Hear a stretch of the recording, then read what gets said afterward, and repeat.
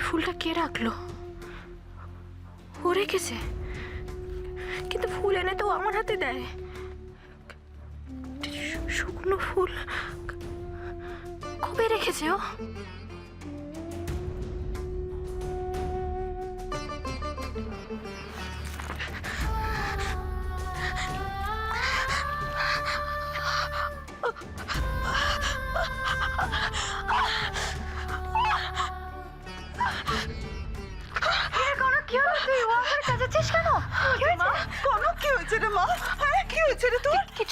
কিছু হয়নি।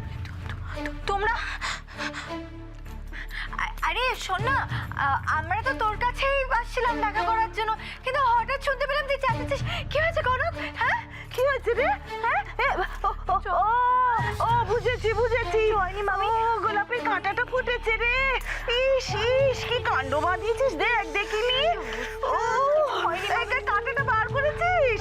দেখিস বাবা, আবার পুরনো কাঁটা ফুটে বড্ড বেশি যন্ত্রণা দেয় রে মা। কিছু হয়নি মামি, ঠিক আছে আমি ঠিক আছে, লাগছে না। ঠিক আছে বললে তো হবে না রে মা। হ্যাঁ ঠিক আছে বললে হবে? মলম টলম কোথায়? মুখ ধুয়ে দেখ না, মলম দে, মলম লাগিয়ে দে। কিছু লাগবে না দিদি ভাই, দিদি ভাই কিছু লাগবে না, আমার মলম টলম কিছু লাগবে না। এই শোন দেখি দেখা। আরে তুই একটা পুরনো শুকনো গোলাপ নিয়ে কি করছিস? দে আমি ফেলে দিচ্ছি। আরে বাবা, তোর যদি গোলাপই লাগে দাদা ভাইকে বল, এক্ষুনি 1 বছর টাটকা গোলাপ এনে দেবে তোর জন্য। দে দিদি ভাই, না থাক এটা।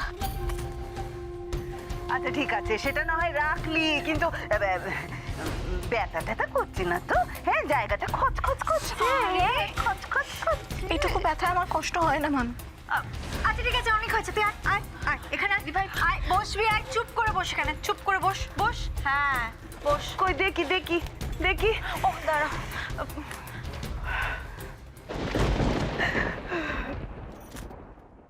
মামি খাচ্ছ কেন তুমি?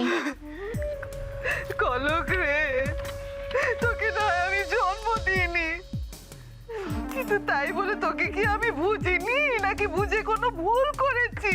এখনো কি বুঝতে পারছি না গো? হ্যাঁ আমি তো জানি তোর মনের এই অবস্থা দেখে আমার মনটা যে কি হু হু করে, আমি তোকে বলে বোঝাতে পারবো না রে।